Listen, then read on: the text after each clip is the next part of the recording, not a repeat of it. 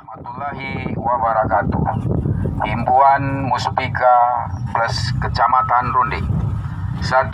Sehubungan dengan meluasnya penyebaran virus corona atau COVID-19 di seluruh dunia, maka kami menghimbau kepada seluruh kepala kampung dan seluruh lapisan masyarakat dalam wilayah Kecamatan Runding, Kota Suku Salam sebagai berikut.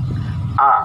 Membuat tempat cuci tangan dan sabun di masjid-masjid dengan menggunakan air yang mengalir atau keran air. B.